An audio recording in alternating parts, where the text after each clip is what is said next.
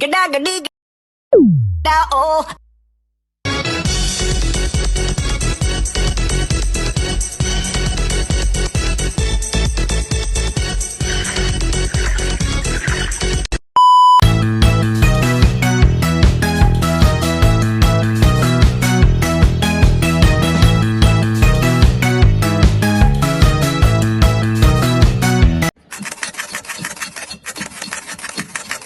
Mahasiswi tewas di kamar indekos.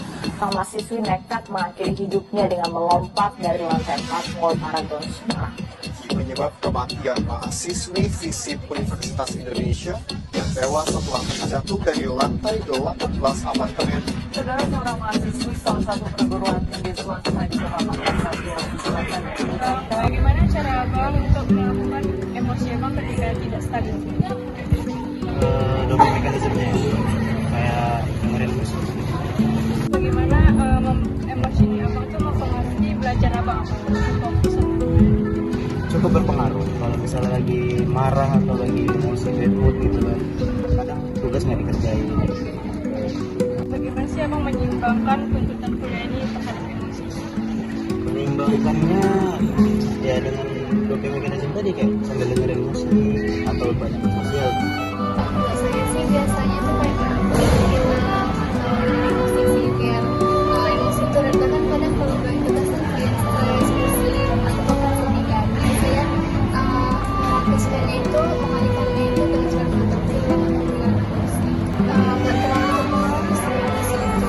Cuman kadang memang kurang fokus itu sih kalau misalnya ada masalah yang kebawa sih, kayak masalah-masalah musik. Cuman gak bisa diatasi lah. Cara menyeimbangkannya ya melakukan kegiatan-kegiatan yang positif, terus kayak mengingat lagi kayak tujuan utama kita itu apa, nggak boleh terbawa suasana. Kalau saya kalau lagi emosi itu biasanya terbawa apa pikirannya itu kacau kan, biar pikiran saya nggak kacau itu biasanya saya ambil wudhu terus sholat. Kalau saya emosi biasanya itu kadang mempengaruhi sih, tapi ketika saya sudah sholat biasanya udah tenang semua, nggak ada lagi tentang pemikiran emosi apa sama macam. Saya biasanya itu ya nggak usah terlalu dipikirkan, kadang dulu nanti habis itu ngerokok dulu, habis biar tenang dulu kan, habis tenang baru ngerjain tugas lagi.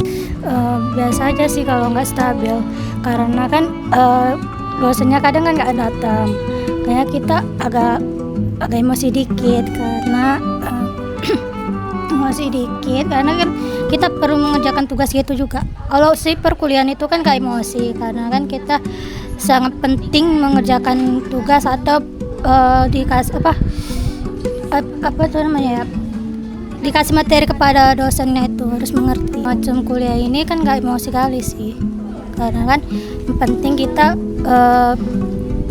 datang ke kampus itu untuk mengertikan materi dari dosen atau mengerjakan soalnya. Menangani emosi yang tak stabil, kalau saya ya nggak usah terlalu banyak pikirin aja, jalani emosi ya itu pasti bisa mengganggu yang namanya fokus lah dalam perkuliahan.